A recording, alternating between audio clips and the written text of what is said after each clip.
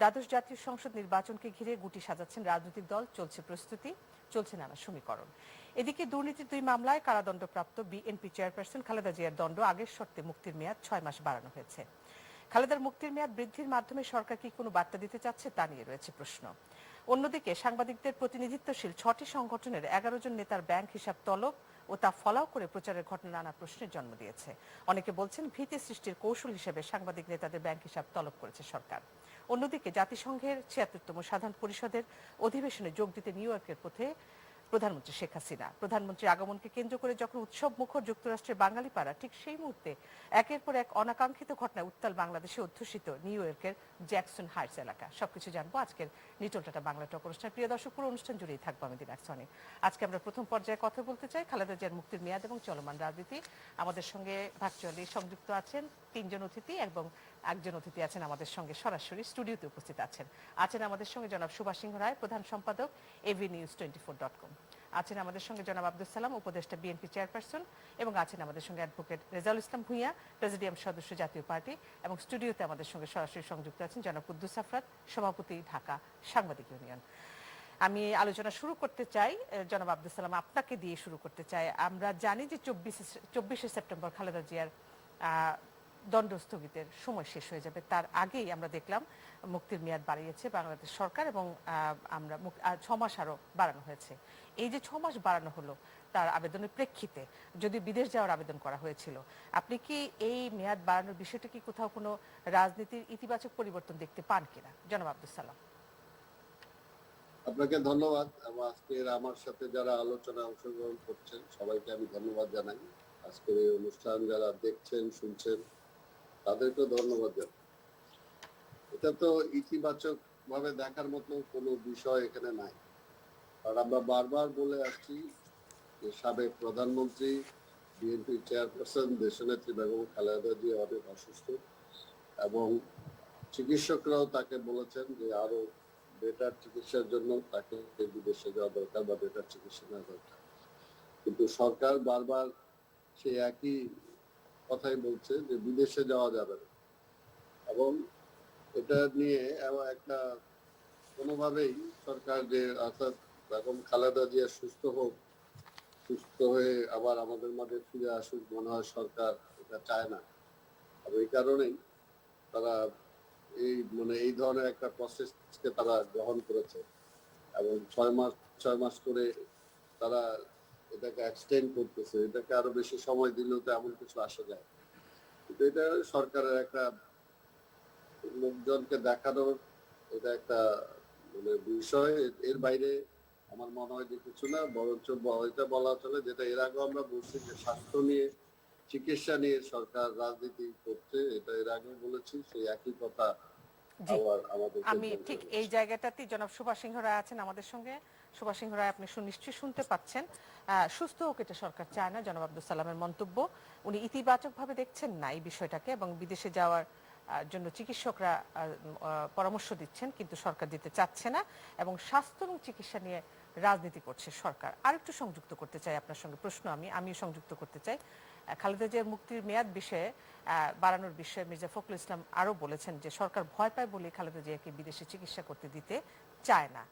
প্রশ্ন হলো আপনার কাছে, সবকিছু মিলিয়ে আপনিও কি দেখেন কিনা সরকার আদৌ খালেদা জিয়ার বিদেশে যেতে ভয় পায় কিনা, এবং আসলে বাধাটা কোথায় ওনাকে বাইরে বিদেশে যেতে দিতে? জনাব সুভাষ সিংহ রায়। এতক্ষণ ধরে যে কথাগুলো বললেন, আমি যাকে খুবই পছন্দ করি, একজন প্রজ্ঞাবান রাজনীতিবিদ এবং তার বাক্য গঠনে খুব সতর্ক থাকেন, সেই আব্দুল সালাম ভাই যা বললেন সেটার সাথে পুরোপুরি আমি একমত নই। এই কারণে রাজনীতিবিদরা যখন ক্ষমতায় থাকেন কিংবা সরকার পরিচালনার দায়িত্বে থাকেন তখন নানান রকম অসঙ্গতি তার নিজের কারণেও হয় এবং পারিপার্শ্বিক কারণেও কিন্তু হয়ে থাকে। এবং যে মামলা 10 বছর যাবৎ চলেছে এবং বিএনপির নেত্রীর পক্ষে অনেক আইনজীবী লড়াই করেছেন এবং বিদেশ থেকে আপনি জানেন লর্ড কার্লাইল, ব্যারিস্টার টবি ক্যাডম্যান, এদের পরামর্শ নেওয়া হয়েছে। সেই মামলায় বেগম খালেদা জিয়া তিনি দোষী সাব্যস্ত হয়েছেন। এখন দেখবার বিষয় তার স্বাস্থ্যের যে ব্যাপারটি বলা হচ্ছে এবং তার বয়স যেটা, সেই বয়সের বিবেচনায় তার স্বাস্থ্য খারাপ হওয়া স্বাভাবিক। আর যেহেতু নিভৃত কারাবাস বলতে গেলে, এখন তিনি বেশ অপেক্ষাকৃত স্বস্তিতে আছেন, তিনি বাসায় আছেন, এটাও কিন্তু একটা সরকারের একটা বিশেষ ভূমিকা রয়েছে এবং সরকার এক ধরনের স্বপ্রণোদিত হয়ে কিন্তু এই কাজটি করেছে। এবং সেখানে তার পরিবারের পক্ষ থেকে যে বক্তব্য দেওয়া হয় এবং দলের পক্ষ থেকে যে বক্তব্য দেওয়া হয়, সেই বক্তব্যের মধ্যে মিল আছে, আবার অমিলের জায়গাটাও আছে। এখন বেগম খালেদা জিয়ার চিকিৎসা বাইরে হওয়া প্রয়োজন, এ কারা বলছে? এই ডাক্তাররা কারা? এই বোর্ড কোথা থেকে গঠিত হয়েছে?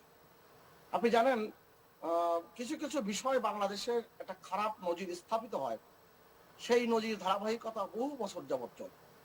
আপনি জানেন, আমাদের সাংবাদিকদের মধ্যে বিভক্তি আছে, আমাদের শিক্ষকদের মধ্যে বিভক্তি এসে গেছে এবং সব পেশাজীবীর মধ্যে বিভক্তির জায়গা তৈরি হয়েছে এবং চিকিৎসকদের মধ্যে রাজনীতিবিদদের মতো।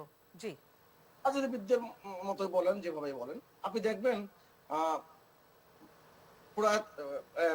সাবেক রাষ্ট্রপতি অধ্যাপক বদরুদ্দোজা চৌধুরী, তিনি এখনো বেঁচে আছেন এবং সুস্থ সবল আছেন। তিনি প্রথম কিন্তু ডাক্তারদের মধ্যে বিভক্তির জায়গাটি তৈরি করেন, ড্যাপ তৈরি করেন, ডক্টর অ্যাসোসিয়েশন অফ বাংলাদেশ। এবং তার প্রেক্ষিতে পরবর্তীতে বেশ কিছুটা পরে সাচিব তৈরি হয়। অতএব চিকিৎসকদের মধ্যে একটা সুস্পষ্ট বিভাজন আমি একটু সংযুক্ত করতে চাই। আপনি বলতে চাচ্ছেন যে চিকিৎসকদের মধ্যে যে বিভক্তিটা এসছে, সেই মানে বিএনপি ঘরানার যে চিকিৎসক তারাই বলছেন ওনাকে বাইরে চিকিৎসা দিতে, এটাই মনে হয় আপনি বলতে চাচ্ছেন? আমি আমি আমি যে কথাটি বলতে চাই যে এই যে একটা মেডিকেল বোর্ডের কথা বলা হচ্ছে, মেডিকেল বোর্ড কারা গঠন করেছে? সরকার গঠন করেছে, কারা কর্তৃপক্ষ গঠন করেছে এবং কারা কর্তৃপক্ষ যে বোর্ডের চিকিৎসক যারা ছিলেন, বঙ্গবন্ধু মেডিকেল বিশ্ববিদ্যালয়ের চিকিৎসক ছিলেন এবং সেখানে একেবারেই সাচিবের চিকিৎসকরা ছিলেন, এটা বধ করি সালাম ভাই বলবেন না। আমি আসবো আপনার কাছে, সুভাষ সিংহ রায় আসবো। আমি একটু রেজাউল ইসলাম ভূঁইয়া আপনার কাছে একটু যেতে চাই। এই বিষয়ে আপনার যদি কোনো মন্তব্য যোগ করতে চান যে আসলে খালেদা জিয়া চিকিৎসা নিয়ে কোনো রাজনীতি আপনি দেখতে পাচ্ছেন কিনা, সেই বিষয়ে একটু বলবেন। আরেকটু আপনার কাছে সংযুক্ত করতে চাই, আমরা দেখছি যে জিয়ার কবর বিতর্ক থেকে খালেদা জিয়ার মুক্তির মেয়াদ, মাঠ পর্যায়ে বিএনপি সংগঠন গুছাতে বেশ 3 দিন ব্যাপী সিরিজ আলোচনা শেষ করলেন এবং ওনারা বলছেন যে কেন্দ্রীয় এবং মাঠ পর্যায়ে নেতাদের কর্মীদেরকে নিয়ে ওনারা পর্যায়ক্রমে ওনারা সংগঠন গোছানোর জন্য কার্যক্রম শুরু করেছেন, আমরা দেখতে পাচ্ছি। কিন্তু সংসদে আপনারা বিরোধী দলে আছে জাতীয় পার্টি, কার্যত আপনাদের দলের মধ্যে আমরা এই ধরনের সংগঠন গোছানোর কোনো কার্যক্রম আমরা দেখতে পাচ্ছি না। আসলে কি রাজনীতিতে জাতীয় পার্টি অনেকটাই কি অপ্রাসঙ্গিক হয়ে পড়েছে কিনা? জনাব রেজাউল ইসলাম ভূঁইয়া। ধন্যবাদ আপনাকে, ধন্যবাদ আমার বিজ্ঞ আলোচকবৃন্দ এবং সুন্দর আলোচনা আমরা দুইজনে শুনলাম এবং বাংলা টিভি দর্শকবৃন্দ। যে কথাটি আপনি বলছেন শেষের অংশ দিয়ে একটু বলতে চাই, মূলত জাতীয় পার্টি সংসদে এবং সংসদের বাইরে সাংগঠনিক কার্যক্রমের মধ্যে গতিশীল আছে। যে কথাটা বলা হয়েছে সেই কথাটা সঠিক নয়। আপনাকে একটা জিনিস কিন্তু স্বীকার করতে হবে যে গত 18 মাস যাবৎ যে বৈশ্বিক মহামারী করোনা চলছে, অতিমারী করোনা চলছে, সেই কারণে কার্যত কোন রাজনৈতিক দলই সেইভাবে কার্যক্রম করতে পারে নাই। যেহেতু লকডাউনের ব্যাপার ছিল, অনেক প্রকার লকডাউন আমরা দেখেছি, যেহেতু লকডাউনে ঘর থেকে বের হওয়া যাবে না, সেখানে সাংগঠনিক কার্যক্রম করা খুব দুরূহ ব্যাপার এবং সেটা করা উচিত না, সরকারি আইনেরও বাইরে যায় এবং আমাদের পাবলিকলিও এটা খারাপ দেখা যায়। আমরা জাতীয় পার্টি গত কোরবানির ঈদের পরপরই আমাদের অতিরিক্ত মহাসচিবদের মিটিং হয়েছে। সেই মিটিং এ আমাদের একটি সিদ্ধান্ত হয়েছে ডিসেম্বরের মধ্যে সমস্ত জেলা যেগুলো মেয়াদ উত্তীর্ণ হয়েছে তার সম্মেলন করে সম্পন্ন করার জন্য, তার অক্টোবরে তার আগে জেলা সম্মেলন করার আগে আপনার উপজেলা এবং সংশ্লিষ্ট ইউনিটগুলো সম্মেলন করার জন্য আমরা একটা পদক্ষেপ নিয়েছি এবং সেই অনুসারে আমাদের কার্যক্রম ইতিমধ্যে চলছে করোনা লকডাউন উঠে যাওয়ার পর থেকে। কার্যত যেহেতু আমরা অনেকগুলা ঘরোয়া মিটিং এবং অনেক সমাবেশ করেছি যেগুলা ওইভাবে রাজনৈতিক কার্যক্রমের মধ্যে পড়ে না, মিছিল মিটিং সাংগঠনিক অবস্থার মধ্যে পড়ে না, যার কারণে এটা দৃশ্যমান হয়েছে কম। আজকে বিএনপির যে মিটিং নিয়ে কথা বলেছেন, এটার ব্যাপারে আমি স্বাভাবিকভাবে দেখছি একটা দল দীর্ঘদিন যাবৎ মিটিং মিছিলের বাইরে কেন্দ্রীয় কমিটির আছে, সেই ক্ষেত্রে তার দলের নীতি নির্ধারণের জন্য ইলেকশন কি হবে, আন্দোলন কি হবে, আমি একটি দল প্রশ্ন কিভাবে করেছিলাম চলবে। যে খালেদা জিয়ার মুক্তির বিষয়টিতে আগে দুই আলোচক যে কথাগুলো বললেন সে সূত্র ধরে যদি বলতে চায় কোনো রাজনীতির চিহ্ন দেখতে পান কিনা, কোনো রাজনীতি দেখতে পান কিনা? আমি ওইটাতে আসছি, কারণ আপনি আমাকে ছোট্ট তার আগে করতে হবে। 4টা প্রশ্ন করছেন, এটার জি। একটা প্রশ্নের জবাব হয়েছে, তো চারটার কোনোটা ছোট্ট জবাব করে না দিয়ে যে আরেকটা প্রশ্ন আমাদের করেন, তাহলে জি আমার ছোট্ট জন্য করে আমাদের difficult। আরো অতিথি আছে, জি বলুন। হ্যাঁ, ছোট করে বলছি। আমি যেটা বলতে চাচ্ছি, বিএনপি স্বাভাবিকভাবে মিটিং ডাকতে পারে, এটা রাজনৈতিক দলের মানে নিয়মতান্ত্রিক একটা কার্যক্রম। সেক্ষেত্রে তার কৌশল নির্ধারণ হতে পারে, নির্বাচনের জন্য, আন্দোলনের জন্য কৌশল স্বাভাবিকভাবে দেখি। আর খালেদা জিয়ার মুক্তির ব্যাপারে যে জিনিসটা বলা হচ্ছে, সেই ক্ষেত্রে সরকার তো একটু শঙ্কিত থাকতে পারে বয়সের বিবেচনায়, এবং উনি নারী হিসেবে মুক্তি পাওয়াটা, জামিন পাওয়াটা এটা স্বাভাবিক বলে আমরা মনে করি অ্যাডভোকেট হিসেবে, এবং সেটার জন্য উনি এটার দাবি রাখে। কিন্তু উনি মাননীয় প্রধানমন্ত্রী যে ওনার প্রতি সহানুভূতি দেখিয়েছেন, সুভাষদা বলেছেন যে স্বপ্রণীত হয়ে ওনাকে বাসায় থাকার ব্যবস্থা করেছেন। 15ই আগস্টের ঘটনার পর অনেকের কিন্তু শঙ্কা জাগতে পারে সেই ব্যাপারটা নিয়ে। এবং আপনি যদি দেখেন বিদেশে গেলে সরকারের নিয়ন্ত্রণে থাকবে না, সরকার ভাবতে পারে যে বিদেশে গিয়ে উনি হয়তো বা সরকারের বিরুদ্ধে কোনো একটা ষড়যন্ত্রে লিপ্ত হতে পারে। বিদেশে গেলে ওনার আসার ব্যাপারটা ওনার উপরে ডিপেন্ড করবে। উনি কোনো কারণে আসলেন না, বরং সরকার বিরোধী কার্যক্রমের সাথে জড়িত থাকলেন, শঙ্কা, আমি যদি বলছি এই জিনিসটা আমি হবে এটা বলছি না, তাহলে আপনার সরকারের এই ব্যাপারটা নিয়ে তো আশঙ্কার কারণ থাকতে পারে। এছাড়া মেইনলি যে জিনিসটা দাঁড়িয়েছে সেটা হলো যে মানবিক কারণ ওনার জামিনের ব্যাপারটা কিন্তু হতে পারে, যেহেতু উনি মহিলা, এবং পাশাপাশি ওনার যে শর্তগুলা, সেই শর্তগুলা যদি একটা জামিন ক্যান্সেল করার জন্য যে শর্ত, সেই শর্ত যদি না হয়, মানে উনি অনেক ধন্যবাদ অ্যাডভোকেট রেজাউল ইসলাম ভূঁইয়া। আসবো আপনার কাছে। আমি জনাব কুদ্দুস আফরাদ আপনার কাছে একই প্রশ্ন দেখতে পাই, যে আলোচনাটা হলো সেই আলোচনার পেছনে আপনার যদি কোনো যোগ করার থাকে সেইটা অবশ্যই যোগ করবেন। আমরা কিছুদিন যাবত দেখতেই পাচ্ছি যে বিএনপির রাজনৈতিক এজেন্ডা অনেকটাই ব্যক্তি নির্ভর হয়ে পড়ছে। আসলে আমরা মানুষের এজেন্ডা নিয়ে খুব একটা আলোচনা করতে আমরা দেখি না। আপনি কি বলবেন, এর কারণটা কি? না, তাদের চেয়ারপারসন এখন অনেকটা কার্যত উনি এখনো জেলের ভিতরে আছেন, যেহেতু বিশেষ শর্তে উনি মুক্ত অবস্থায় আছেন। তো যে কথাগুলো বলছে বিএনপির চেয়ারপারসন ইস্যুতে, আমি মোটা দাগে যদি বলি, 4টা বিষয় আছে এখানে সামনে, আমাদের সামনে। একটা হচ্ছে আইনি, আরেকটা হচ্ছে আপনার অনুকম্পা, আরেকটা হচ্ছে রাজনৈতিক, আরেকটা মানবিক। আইনি বিষয়টা সেটেলড, অর্থাৎ এটা একটা ফয়সালা চলে আসছে। অনুকম্পা করতে পারেন কেবলমাত্র রাষ্ট্রপতি, সেটার একটা প্রসেস আছে। সরকারের তরফ থেকে হোক, রাজনৈতিক দলের তরফ থেকে হোক, বা মন্ত্রীদের তরফ থেকে হোক, একাধিকবার বিএনপি নেতাদেরকে সেটার জবাব দিয়েছেন তারা।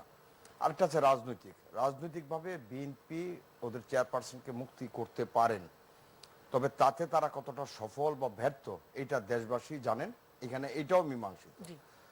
3 আছে মানবিক, ওইটা আছে সরকারের হাতে। মানবিক যেটা, সেটাও মানবিক পর্যায়ে ওনাকে যে 6 মাস করে চতুর্থ দফা 6 মাস দিল, এটা কন্টিনিউ আছে।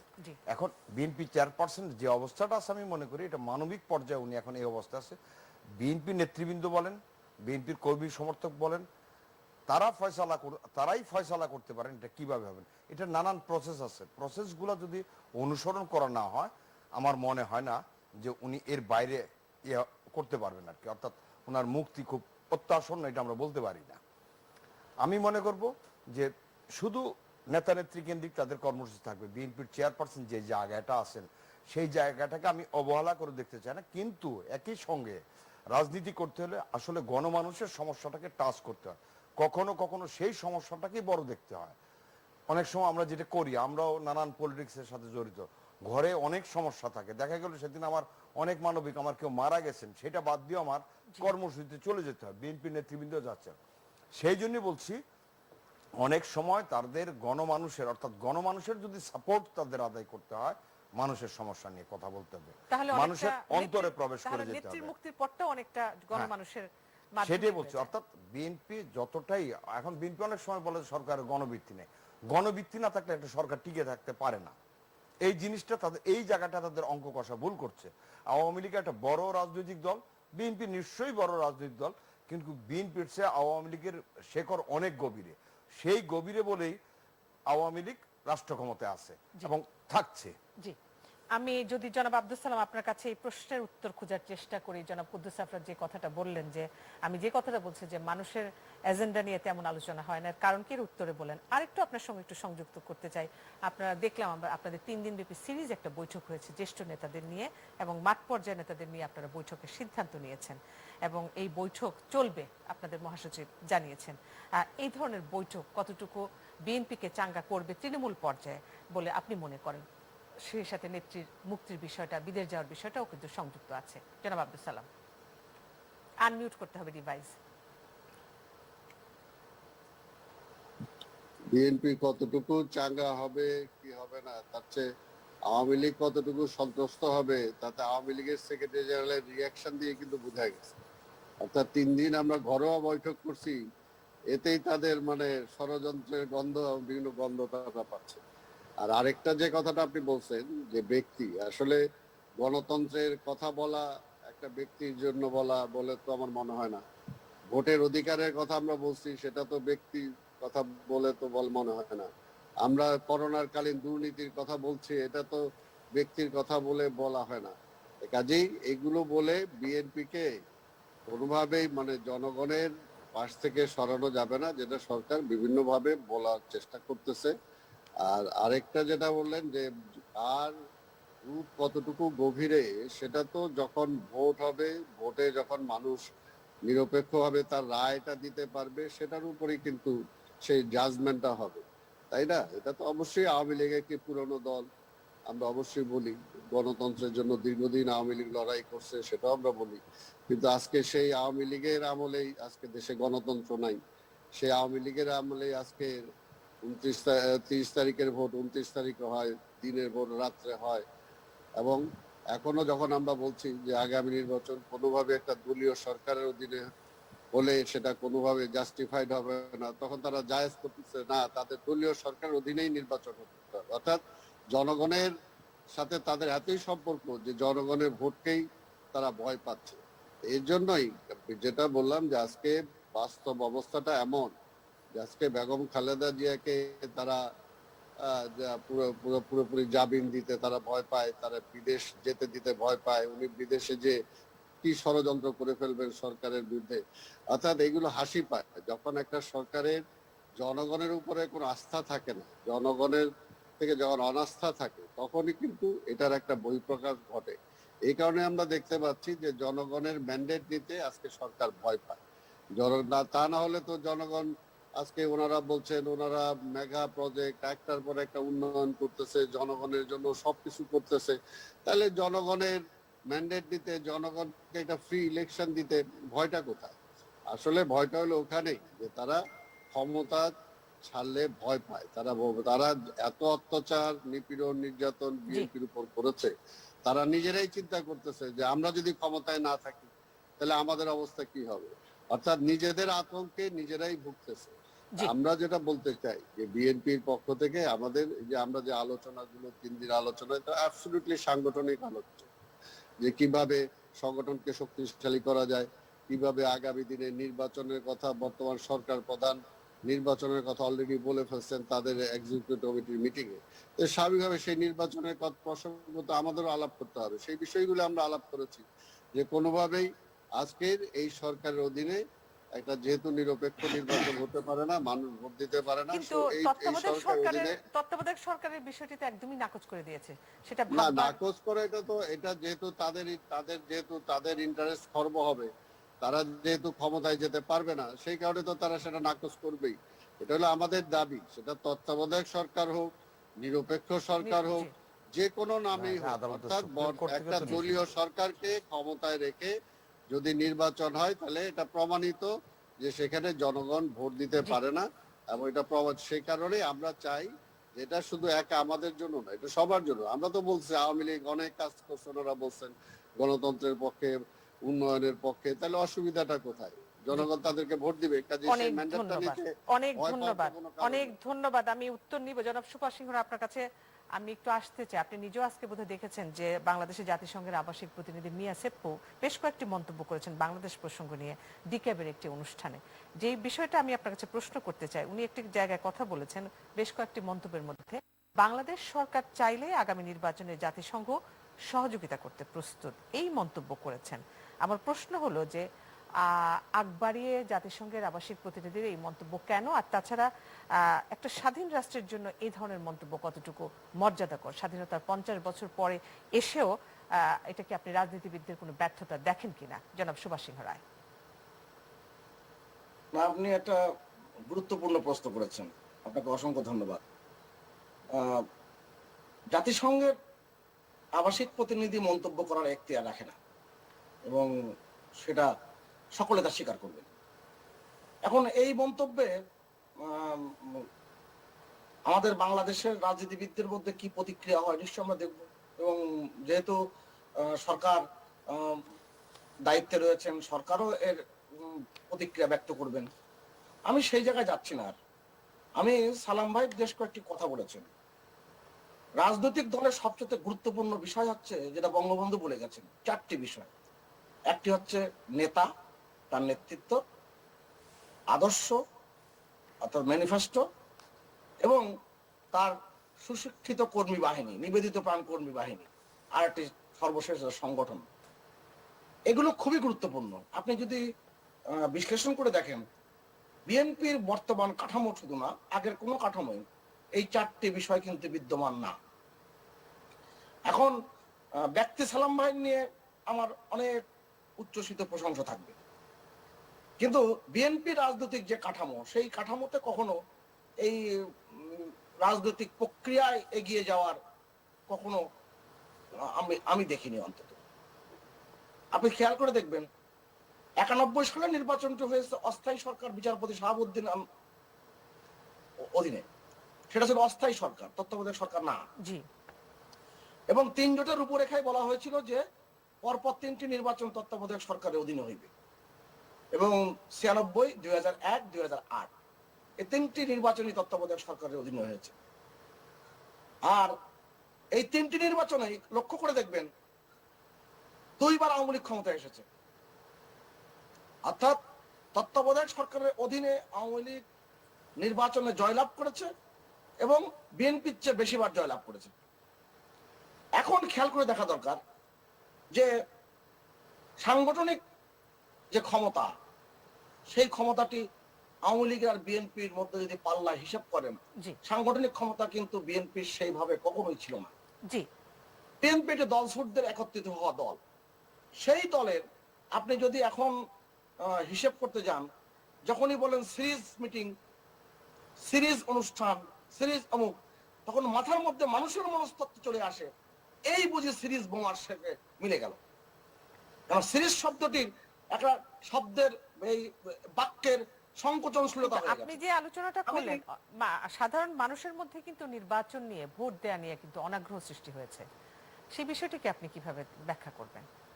আপনি জানেন, বিলেতে গত 6 মাস আগে একটা জরিপ হয়েছে যে কোন পেশার মানুষের প্রতি সাধারণ মানুষের সমর্থন রয়েছে। দেখা গেছে সবচেয়ে বেশি 31% হচ্ছে নার্সদের প্রতি, আর রাজনৈতিক নেতাদের প্রতি 13%। তাতে কি এটা কি বোঝা যায় শেষ পর্যন্ত রাজনীতিবিদ ছাড়া দেশ চলবে? অতএব মানুষের যে আকাঙ্ক্ষার জায়গাটি এমন পর্যায়ে পৌঁছেছে, বিশেষ করে এই সরকারের 12 বছরের অধিক সময় দিয়ে সরকার পরিচালনার ক্ষেত্রে এটা কিন্তু দৃশ্যমান। যখন মানুষ তার প্রত্যাশার জায়গাটি খুব উঁচু জায়গায় চলে যায়, তখন আরো অনেক কিছু তার আকাঙ্ক্ষার জায়গা তৈরি করে। আওয়ামী লীগের গুরুত্বটা কিন্তু সেখানেই, জনগণের মধ্যে প্রত্যাশা পারতটি অনেক উপরে তুলে দিয়েছে, এবং সেই জায়গায় আওয়ামী লীগ। জি, আমি আসবো আপনার কাছে। আমি যদি অ্যাডভোকেট রেজাউল ইসলাম ভূঁইয়া, আপনি মিয়া সেপ্পর এই মন্তব্যটাকে কিভাবে দেখছেন? আপনি কি এটাতে কোনো রাজনৈতিক ব্যর্থতা দেখেন কিনা? কোনটা বা বুঝি নেই। এই যে জাতিসংঘের আবাসিক মন্তব্য। জি, মূলত যেটা সুভাষদা বলেছে এর সাথে আমি একমত, যে আমাদের স্বাধীন সার্বভৌম দেশের ব্যাপারে নাক গালানো করাটা কোনোভাবেই সমুচিত নয়, কারণ আমরা অন্যদের ব্যাপারে এইভাবে নাক গালাই না। কিন্তু বাংলাদেশে যখন ক্রাইসিস হয়েছে, অতীতে কিন্তু এই প্যাটার্নে না হোক অন্য যে কোনো প্যাটার্নে কিন্তু আমাদের দেশে এরকম গণতন্ত্র প্রতিষ্ঠা করার জন্য বিভিন্ন প্রতিনিধি এসেছিল, দূতরা এসেছিল। কিন্তু আমরা বাস্তবতা দেখছি যে আমাদের সমস্যা আমাদেরই সমাধান করতে হচ্ছে। তারা এসছে, আমাদেরকে ডেকেছে, মহাসচিব লেভেলে মিটিং হয়েছে, অনেক কিছু আমরা দেখেছি, সমস্যার কিন্তু সমাধান হয় না। এই দেশের সমস্যা, আমরা এই দেশের রাজনীতিবিদ, সুশীল সমাজ, সাংবাদিক, পেশাজীবী যারা আছে, আমাদের কি সমাধান করতে হবে। এটা হলো চূড়ান্ত বাস্তবতা। এর বাইরে গিয়ে আমাদের কিছু করার সুযোগ আছে বলে আমি মনে করি না। আর 3 জোটের তত্ত্বাবধায়ক সরকারের ব্যাপারে যে প্রশ্নটি, কথাটি সুভাষদা বলছে, 3টা নির্বাচন পর্ব হয়েছে, কিন্তু মধ্যে আরেকটা নির্বাচন কিন্তু তত্ত্বাবধায়ক সরকার ছাড়াও হয়েছে এই দেশে। 15 ফেব্রুয়ারি নির্বাচন, আমার মনে হয় এই যে কথাটা সবার মনে আছে। এবং 15 ফেব্রুয়ারি নির্বাচনের আগে আমরা আওয়ামী লীগ সহ তৎকালীন সময়ে জামাত আমাদের সাথে যুক্ত ছিল, যতটুকু আমার মনে পড়ে। আমরা কিন্তু তত্ত্বাবধায়ক সরকারের আন্দোলন করতে গিয়েছিলাম তৎকালীন সময়ে।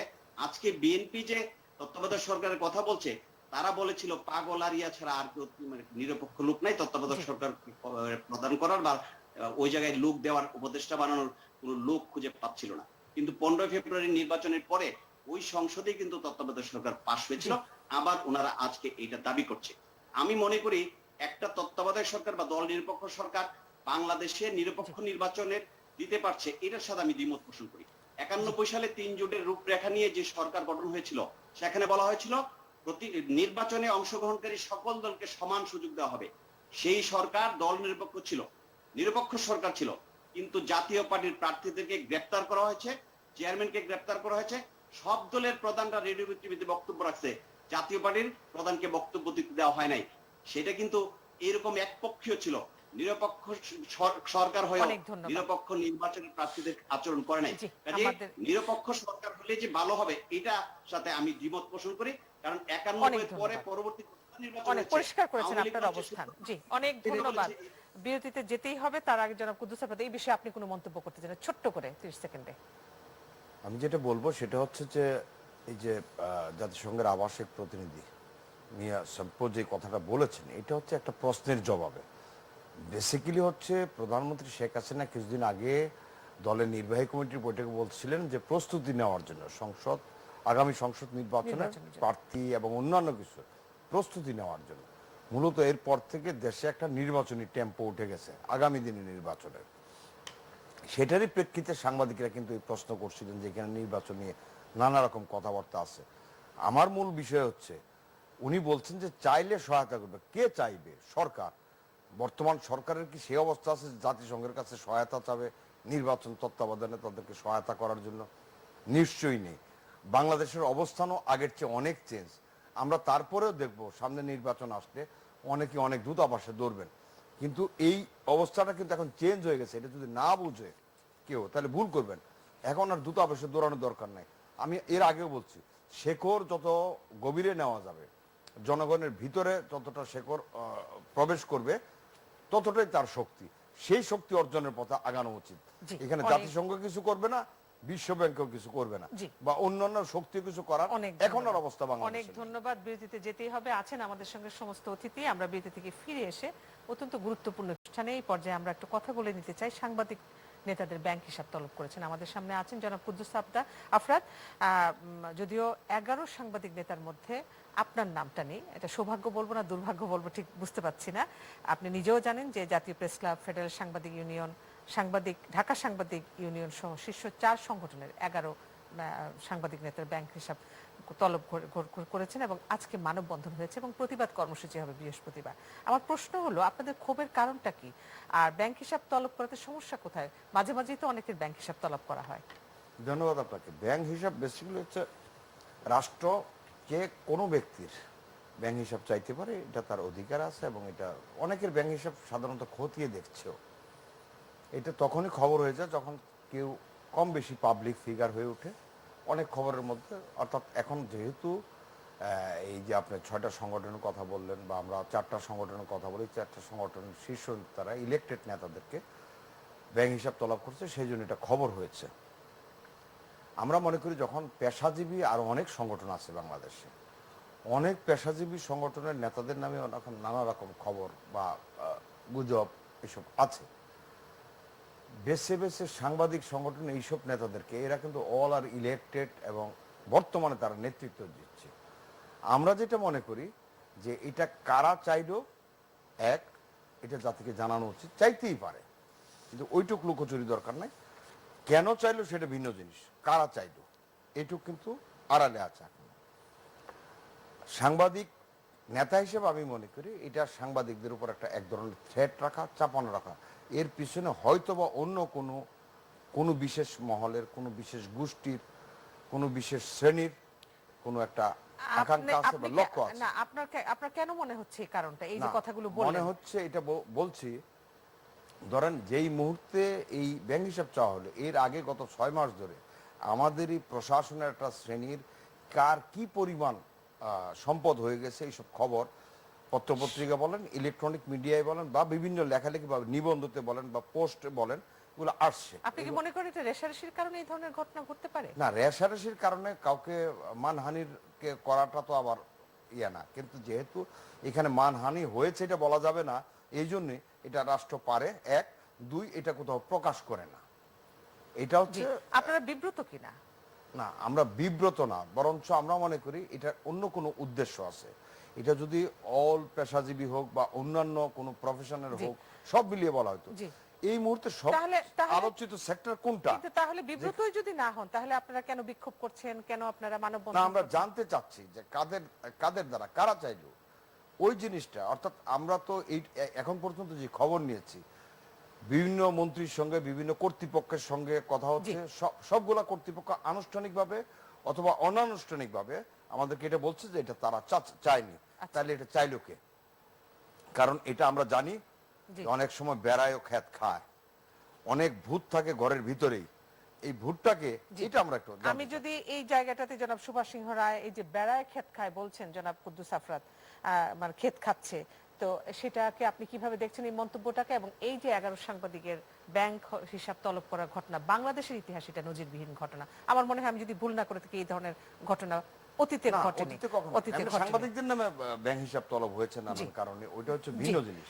আপনি আপনার মন্তব্য একটু জানতে চাই। আমি আরেকটু যোগ করে দিই শেষ করে, সেটা হচ্ছে দেখেন, যাদের নামে ব্যাংক হিসাব তলব করা হয়েছে তাদের এই প্রতিষ্ঠানের নেতৃত্বের বাইরেও তাদের একটা পরিচিতি আছে। হয় পিতার নাম, মাতার নাম দিয়ে তারা অ্যাকাউন্টটা করছে, তারা কিন্তু কেউ সাধারণ সম্পাদক, সভাপতি হিসাবে ব্যাংক অ্যাকাউন্ট করেনি। সো আমরা যেটা মনে করতেছি, এটা সংগঠনের উপর একটা খবরদারি করার চেষ্টা করা। আপনিও কি তাই মনে করেন কিনা জনাব সুভাষ সিংহ রায়? না, কুদ্দুস আফরাত ভাই যে ব্যাখ্যাটা দিয়েছেন সেই ব্যাখ্যাটা একেবারে পরিষ্কার। তার কোনো শব্দ চয়ন কিংবা বাক্য গঠনের মধ্যে কোন রকম দ্বিধা নেই। রক্তকরবীতে রবীন্দ্রনাথ বলেছিলেন, বাঘকে খেয়ে বাঘ বড় হয় না, কেবল মানুষই মানুষকে খেয়ে ফুলে ওঠে। আমরা একটা বিষয় লক্ষ্য করি প্রায়, যেটা একেবারে বহুজন বিদিত, সর্বজন বিদিত, একসময় বলাই হতো সাংবাদিক কারোর বন্ধু হতে পারে না।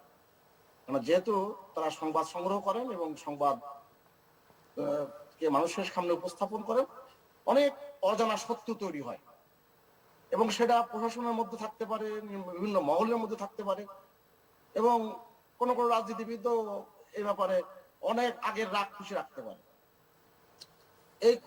এগুলো আমার কাছে মনে হয়েছে।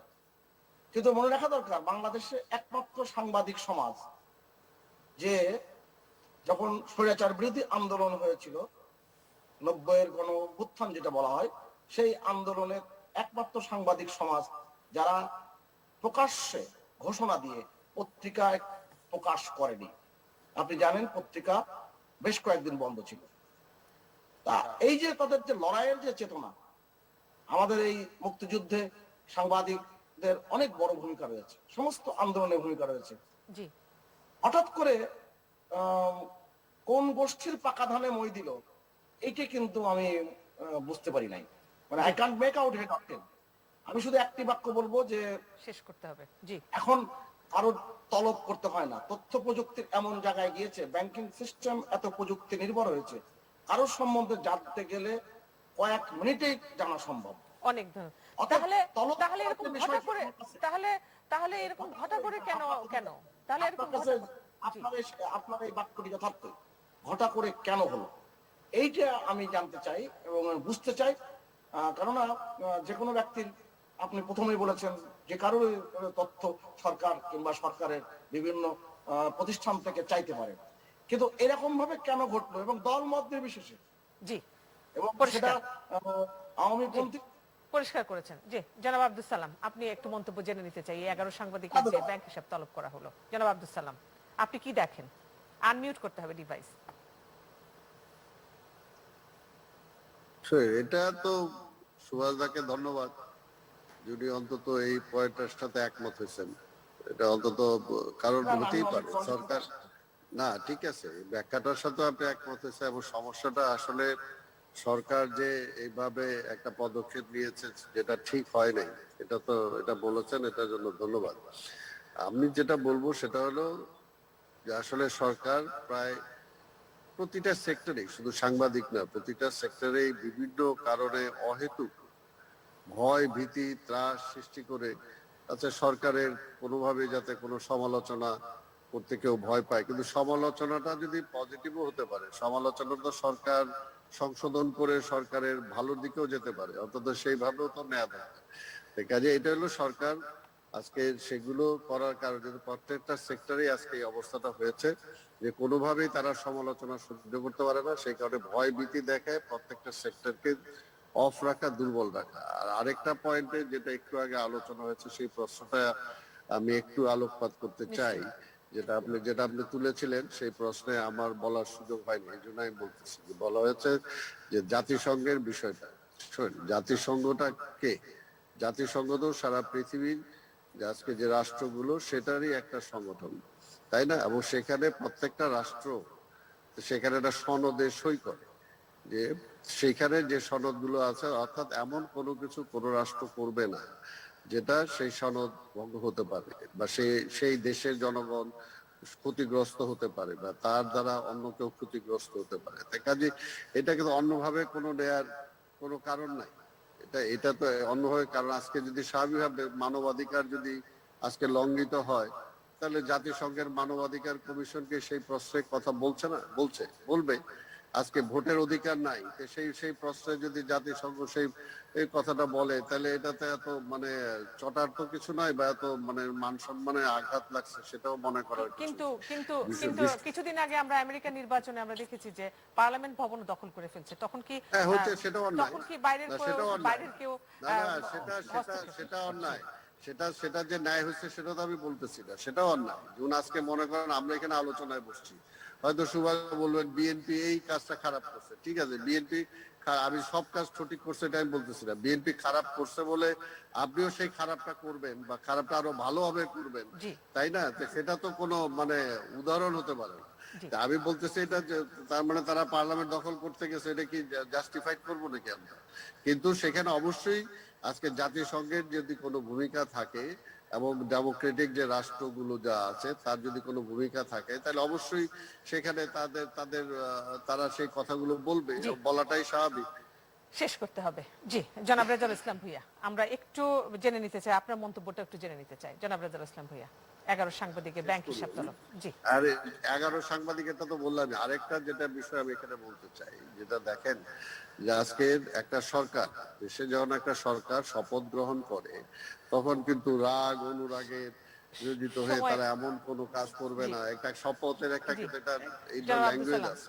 কিন্তু আমরা কি দেখতে পাচ্ছি যে বর্তমান সরকার প্রধান বা বিভিন্ন সরকারের মন্ত্রীরা এমন ভাবে মানে কথাবার্তা বলেন, যেটাতে মানে মনে হয় যে ক্ষমতার যে একটা ভাব, এটা তো অর্থাৎ তিনি কিন্তু সেই শপথটা মেনটেন করছে কিনা, রাখছে কিনা, এটাও কিন্তু আজকে একটা। অনেক ধন্যবাদ জনাব আব্দুল সালাম। আমি একটু রেজাউল ইসলাম ভূঁইয়ার মন্তব্য জেনে নিতে চাই। জনাব রেজাউল ইসলাম, জি বলুন, আপনি বলুন।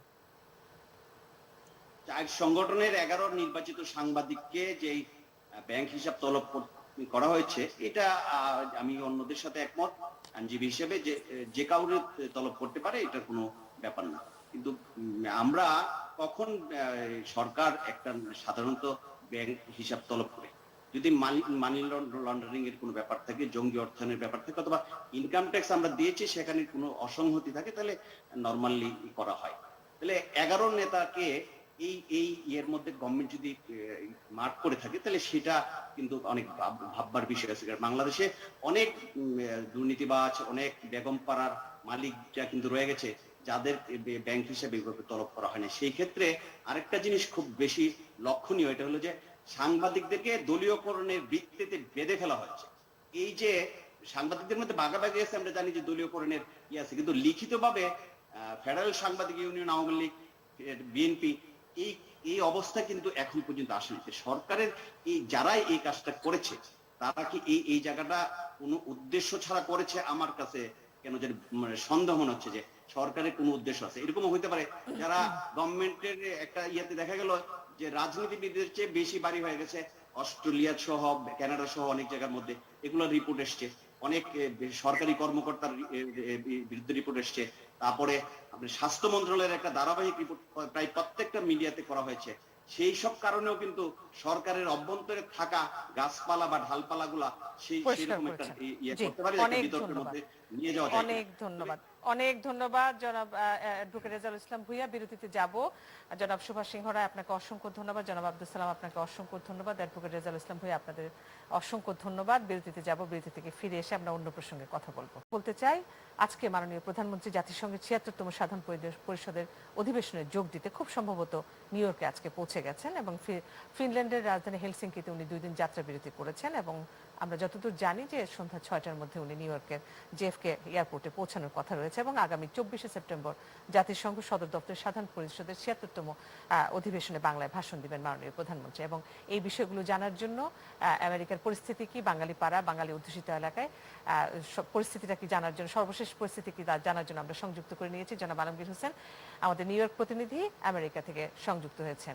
আপনাকে অসংখ্য ধন্যবাদ আমাদের সঙ্গে সংযুক্ত হয়ে সময় দেওয়ার জন্য। অনেক ভোরে আপনাকে আমরা বিরক্ত করলাম সর্বশেষ পরিস্থিতি জানার জন্য এবং আছেন আমাদের সঙ্গে জনাব কুদ্দুস আহমেদ। নিশ্চয়ই আপনি প্রশ্ন করবেন। আপনি আমাকে শুনতে পাচ্ছেন আলমগীর হোসেন? হ্যাঁ, আপনাকে অনেক ধন্যবাদ। আপনার কথা আমি পরিষ্কারভাবে শুনতে পাচ্ছি। জি, প্রশ্ন হলো আপনার কাছে যে শেখ হাসিনা মাননীয় প্রধানমন্ত্রী আমেরিকা যাবেন এবং আমরা গণমাধ্যমে দেখতে পেলাম বেশ উৎসব মুখর পরিস্থিতি আওয়ামী লীগের মধ্যে বাঙালি পাড়ায়।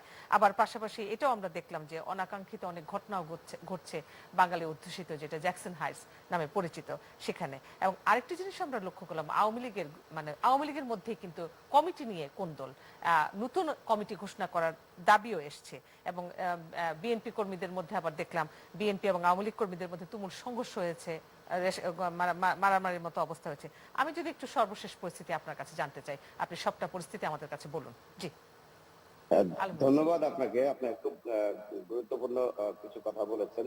আসলে মাননীয় প্রধানমন্ত্রী যতবারই আমেরিকা এসেছেন, আসলে আমরা মনে করি যে আমি একজন সংবাদকর্মী হিসেবে না, একজন বাংলাদেশের নাগরিক হিসেবে আমাদের কাছে একটা গর্বের বিষয় যে যারা বিশেষ করে এখানে থাকেন আমাদের মাননীয় প্রধানমন্ত্রী, তিনি দেশকে রিপ্রেজেন্ট করছেন।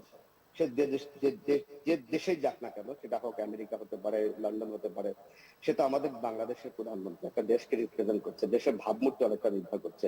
আমরা আসলে একটা উন্নত দেশের থেকে যদি আমরা এখান থেকে শিক্ষা না নিতে পারি, এটা আমাদের জন্য আসলে দুর্ভাগ্য ছাড়া আসলে আমি মনে করি এটা কিছু না। তো আমি দেখেছি এর আগেও লাস্ট যখন এসেছিলেন তখনও দেখেছি যে একটা উৎসবমুখর পরিবেশ থাকে। ঠিক কিছু লোক আছে বিশেষ করে আসলে যেটা আমরা বোঝাতে চাচ্ছি যে বিএনপি আমেরিকা দুটো ভাগে বিভক্ত।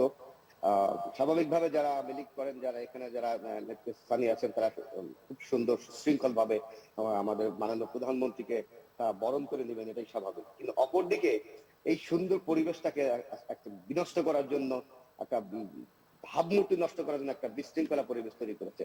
যেমনটা আমরা গত রাত্রেও দেখেছি যে উৎসবমুখর পরিবেশ। আপনারা নিশ্চয়ই জেনেছেন ইতিমধ্যে যে জ্যাকসন হাইটস আমাদের বাঙালির অধ্যুষিত এলাকা, এখানেই সবচেয়ে বেশি আমাদের প্রোগ্রাম গুলো হয়ে থাকে, বিশেষ করে আওয়ামী লীগ বিএনপি এর মধ্যে। তো এখানে দেখেছি যে একটা দল মানে আওয়ামী লীগ সবাই উৎসবমুখর পরিবেশ, যে যার থেকে মাননীয় প্রধানমন্ত্রীকে মানে শুভকামনা জানাচ্ছেন বিভিন্ন জায়গা থেকে, বিভিন্ন সংগঠনের এবং জনাব কুদ্দুস আহমেদ আপনার প্রশ্ন থাকলে অবশ্যই করবেন। জনাব আলমগীর হোসেন প্রশ্ন করছেন আমাদের সাংবাদিক। আলমগীর সাহেব, যেটা জানতে চাইছি, আপনি যেসব কথা বলছেন এগুলো তো আমাদের জানা কথা। এই যে আওয়ামী লীগের কমিটি নিয়ে বা নেতৃত্ব নিয়ে ওদের মধ্যে, অর্থাৎ তাদের কারো উস্কানিতে আবার বিএনপি নড়ছে কিনা? আমরা সবসময় জানি আমাদের সংস্কৃতি, আমাদের কি অবস্থা। আপনি প্রথমেই বলছেন যে ওইখানে আমাদের প্রধানমন্ত্রী আসছে, সুতরাং আপনারা সবাই আনন্দিত।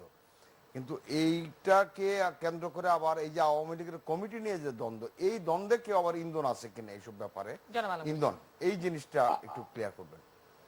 আমি দুটো পক্ষকেই জানি, চিনি, যারা আসলে আমার কাছে মনে হয় না যে আওয়ামী লীগ কিন্তু যখনই দ্বন্দ্ব থাকতে পারে ভিতরে, কিন্তু যখনই মাননীয় প্রধানমন্ত্রী আসে তখন কিন্তু দুটো গ্রুপ হলেও সবগুলো একত্র হয়ে যায়, ভিতরে কিন্তু অন্তর্নিহিত থাকবে। আমার কাছে মনে হয়নি যে একটা গ্রুপের ইন্ধনে যে এটা বিএনপি কোনো এরকম বিশৃঙ্খলা তৈরি করছে, আমার কাছে এটা মনে হয়নি। কারণ আওয়ামী লীগ আপনার যাই বলুক এক সূত্রে গাথা, যখন যে যার জায়গা থেকে, আমি তো দুটো পক্ষকে চিনি।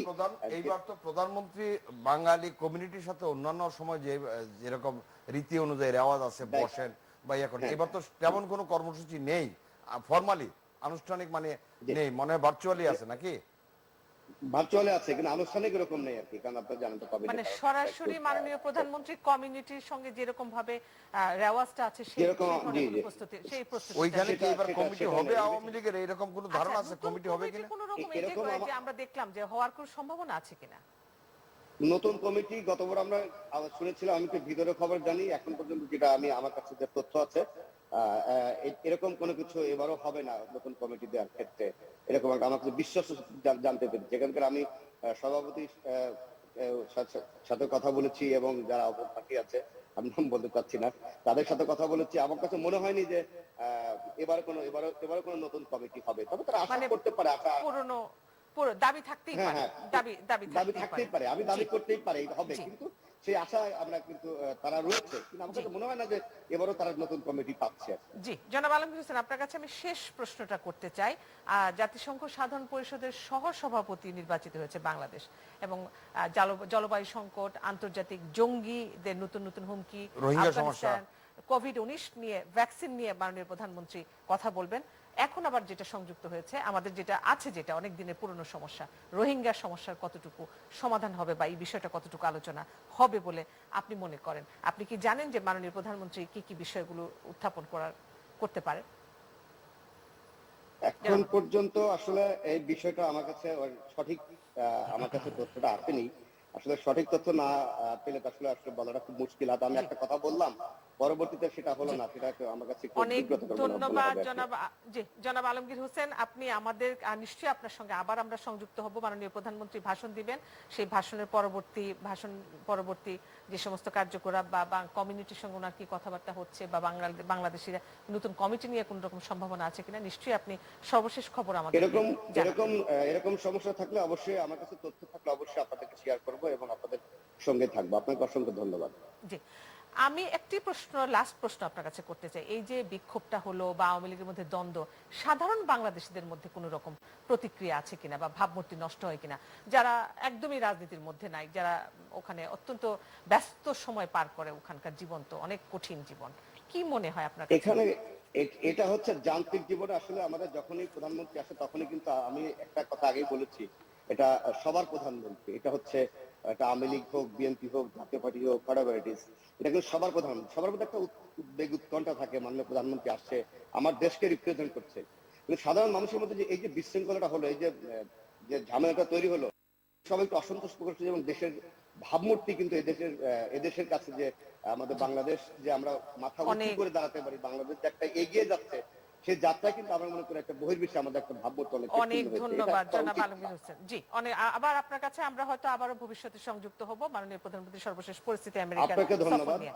জনাব কুদ্দুস আফরাদ, এই যে রোহিঙ্গা বিষয়টা কতটুকু মানে আমাদের সমাধানের জায়গা বা কতটুকু উত্থাপিত হতে, এখন তো অনেক সমস্যা হয়ে গেছে, কোভিড হয়ে গেছে, আফগানিস্তান হয়ে গেছে, আফগানিস্তান একটা বড় সমস্যা হয়ে গেছে মানে জাতিসংঘের সামনে, ঠিকই বলেছেন, কিন্তু তারপরেও রোহিঙ্গা সমস্যা প্রায়োরিটি পাবে। প্রায়োরিটি পাওয়ার একটাই কারণ, এটা বড় ধরনের একটা মানবিক সমস্যা। আমাদের এখানকার আবাসিক প্রতিনিধি আজকেও বলছেন, জাতিসংঘের, উনিও বলেছেন যে এটা একদিক দিয়ে মানবিক, আরেক দিক দিয়ে রাজনৈতিক। তো আমি রাজনৈতিক যে আছে তাও তো বোঝা যায়, রাশিয়া এবং চীনের ভূমিকা দেখলে আমরা বড় করে বুঝতে পারি যে এখানে। আমি মনে করি রোহিঙ্গা সমস্যা এবার বাংলাদেশের প্রধান লক্ষ্য, ফোকাসই থাকবে ওই জায়গাটা, কোভিড এবং রোহিঙ্গা। কারণ এটাকে স্থায়ী যদি ভাবে একটা মানে পথ রচনা না করা যায়, তাদেরকে ফিরিয়ে দেওয়ার, তাহলে এটা বড় ধরনের ভোগান্তি হবে। মানবিকভাবে আমরা দেখেছি এক সময় কিন্তু এটা মানবিক থাকবে না, তখন এটা বিস্ফোরণ হয়ে যাবে এবং দেশের জন্য একটা বড় সমস্যা থেকে যাবে। অনেক ধন্যবাদ জনাব কুদ্দুস আফরাদ, আপনি পুরো অনুষ্ঠান জুড়ে আমাদেরকে সময় দেওয়ার জন্য। জনাব আলমগীর হোসেন, নিউ ইয়র্ক থেকে আমাদেরকে অনেক ভোরে আমাদেরকে ঘুম থেকে উঠে আমাদেরকে সময় দেওয়ার জন্য, এবং আবারও আমরা আশা করব মাননীয় প্রধানমন্ত্রীর সফর নিয়ে সর্বশেষ পরিস্থিতি আমাদেরকে জানাবেন, আপনি জানাতে থাকবেন। প্রিয় দর্শক, সেই সাথে আপনাদের